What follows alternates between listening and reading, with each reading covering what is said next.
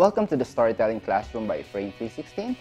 In this episode, we will be joined by one of the successful startup founders that I know who is very much into social media and driving content through their brand space.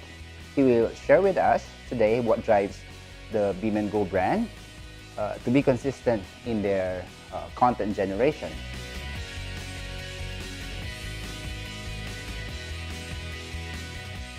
My name is Robert and I am a full-time content strategist and storyteller. This channel is all about helping business owners kickstart their content marketing, and we do lessons, interviews on marketing, branding, social media, and video production. Okay, Jonathan, thanks for joining me today. Yeah, thanks for having me, man. Yep.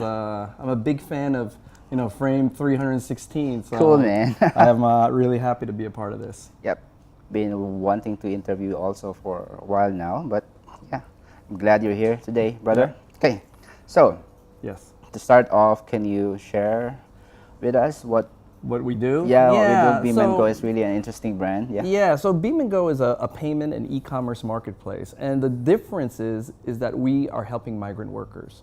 And our first group of customers are OFWs, overseas Filipino workers. Because the biggest problem for OFWs is when they send money to their family, it's in the form of cash. And so the beneficiaries, when they receive the cash, they could use it for groceries, medicine, education, bill payments, or they could use it for gambling, alcohol, drugs. And the big problem is that the person who sends it has no control over their money. So what we did is we created a network of merchants in the Philippines. So we have pharmacies, we have supermarkets, we're adding bill payments where you could buy top-up load, so that someone, let's say here in Singapore or in Hong Kong or in Japan, as an overseas Filipino worker, when they send money over, they can control how that money is spent. And I'll just give you an example of how it works. So if you're a domestic helper here in Singapore, you could tell us, I want to send 1,000 pesos to my husband. But that 1,000 pesos can only be used for groceries. Mm-hmm. So we'll generate a code, we'll SMS the code to the husband. The husband will go to one of our partners, like say in Manila somewhere, and then gets eggs, rice, bread. And then when he goes to the cashier, just shows the code. And that code will be able to pay for the groceries. So no cash ever goes across. And that gives the domestic helper here in Singapore control over how that money is spent. So what we're doing is that's why we call it empowering the OFWs, because now they have the power to figure out how that money is spent. We built this system or this platform to help them. Okay, here's the question I've been wanting to ask you for ages now, man. What's with Beemango Saturday? Oh man, yes. So I think we do it every Saturday.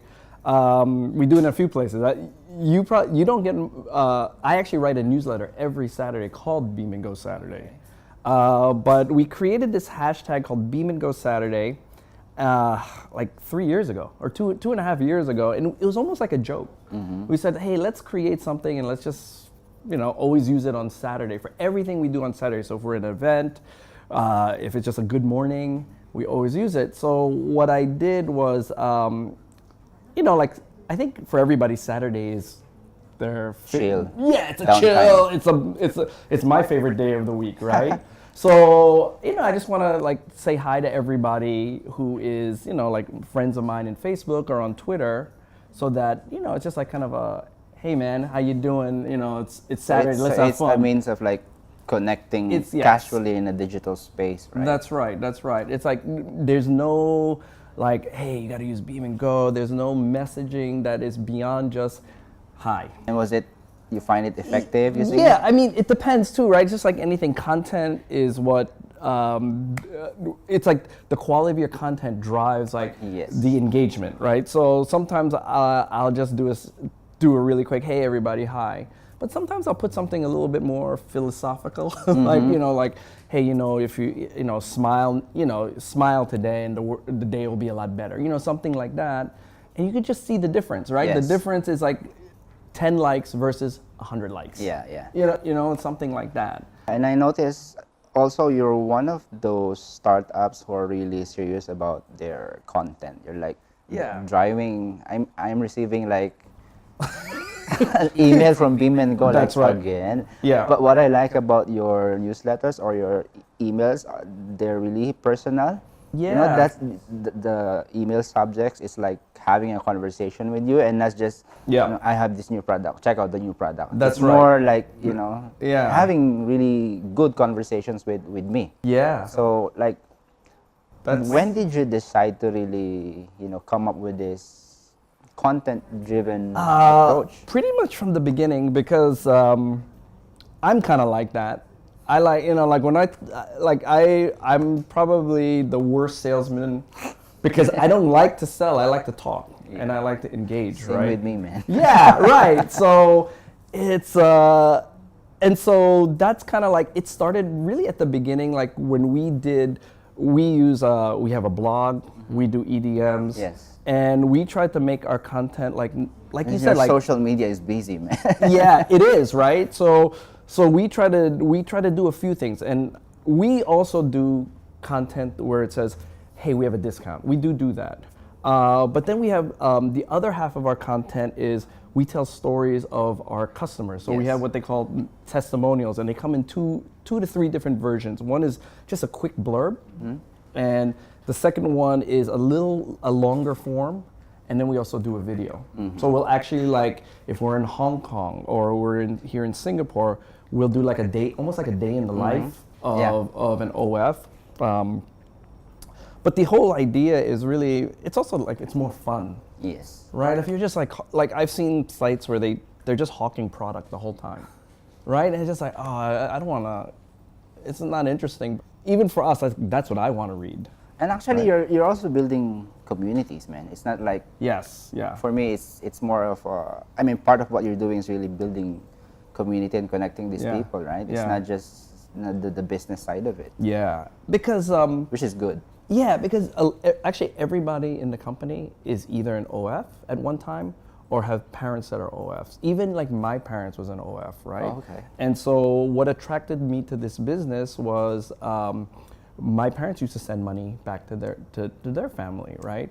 And the more you get into this business, and the more, like, we've been at it for 3 years, and we always are talking with our customers because we meet them at events. We're very active on Facebook. You start to hear the stories, and the stories are sad. They're heartbreaking. You know, it's not easy being away from your family. Number one.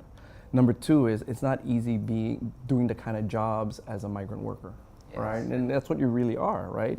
For the majority of OFWs, so it's not just like, hey, we want them to transact on us. It's like we really want to help these people because we're like that too. Yeah, like that's yeah. us too, right? And it's interesting that you keep, you know, talking about those stories, right? Yeah. Like, because not many business around, I Yeah. mean, even your competitors Yeah. are really, you know, have discovered the value of using these stories. Yeah. So can you give me like an insight how storytelling really impacted what you want to do as a brand? Yeah, I mean, you know how sometimes like you start a company or and it's kind of almost the other way around, right? You're finding your brand, you're finding your kind of your sweet spot, and then it kind of that's what your stories are, right? Yeah. In our case, the stories were already there, right? It was Just finding it. not even fighting, just talking. Yeah. You know, like just meeting, you know, meeting people at either an event or at a federation or whatever. It's you hear the stories already. It just became like very easy. Like it was like just natural. It wasn't like we had to force a story into like what we're doing. Yeah. And that's why like we have more content than we Yes. put up because it's just so much like if we do an event and just film like what we're doing now, Yeah. it's like we could film all day. Yeah. And And these stories, technically, they can be called as evergreen stories because Yeah, it's always relevant. it's always relevant. Right. It's and you'd be surprised. It's like it's not always the same either. Yeah. It's like you do have like people who, you know, they left and, you know, their kids went to college. You know, they've moved up, and we also show those stories too, because it's important. Like, you know, for us, it's not just, oh, you're having troubles. It's like sometimes, you know, you need that inspiration too. Like, hey, it can be done. Yeah. Like there are people who've left and then, you know, did really well, right? When we talk to people, is um, like financial people, they always ask us, "What's your KPI?" Yeah. Right. So and most KPIs are like how much money you Yeah. make, how many customers you have. But our KPI is a little different. Our KPI is like how long does it take for our customer to go back home Yeah. and stay home, right? It's more of the transformation of the lifestyle. Right. So, they're on two-year contracts or whatever, but they stay for 10 years. Yeah. That's not right, Yeah, right? that's not I right. mean, you want them back in 2 years, right? So that's what, like, if we had one number that we would look at, it's that number. Mm-hmm. In the 3 years, we have seen some of our customers have gone home and stayed home.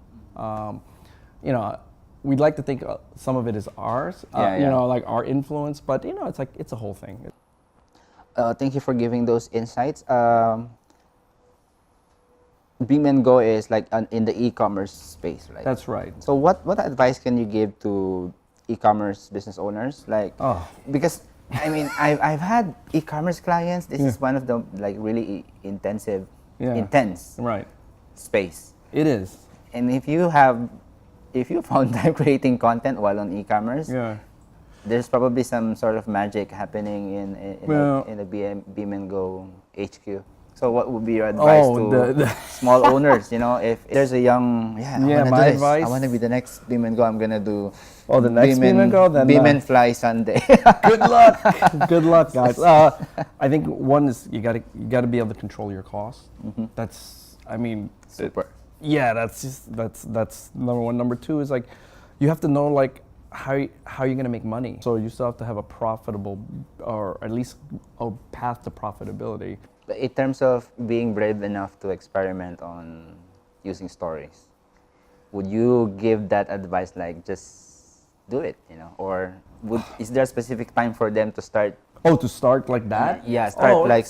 Exert, coming up with strategies, pushing content. I mean, digital in itself is, in my opinion, the only way you're really gonna grow as a company.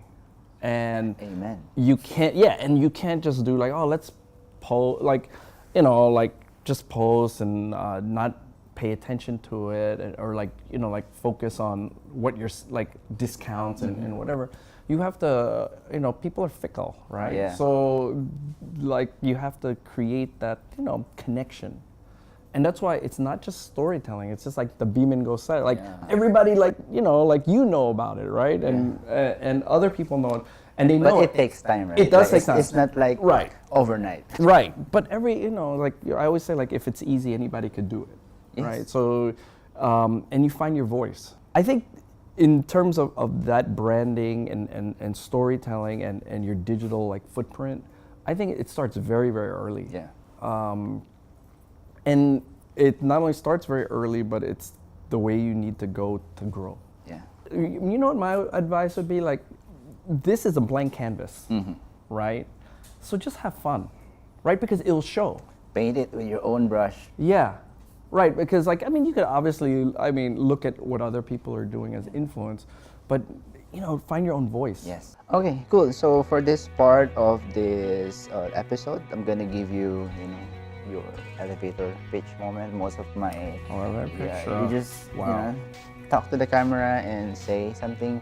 If you you are an OF and you want to take control of your finances, try Beemango, because with Beemango you can control how your money is spent, and we're going to be adding new things. Like we're adding a place where you could actually park your money in Beemango. So instead of sending like 1,000 pesos, you can say, hey, I'm going to put 10,000 pesos on Beemango, and then over the course of the month, start to distribute. We're also, one of the big problems that an OF has is they get paid once a month.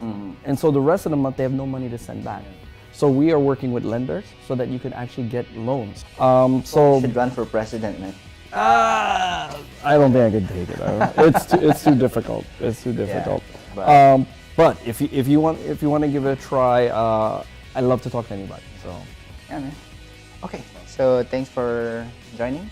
Thanks, man. Hey, thanks for putting me on the big screen or the small screen. Small screen. Whatever size of the monitor they're That's gonna right. watch this. Okay. That's right. So for our question of the day, which hashtag do you commonly use for your social media content? A lot of people in the community will benefit from this, so connect with me on the comment section and I will be giving you my feedback. Thank you for watching Storytelling Classroom by Frame 316, and I hope to see you in the next episode. And please subscribe for more business strategy content like this in the future.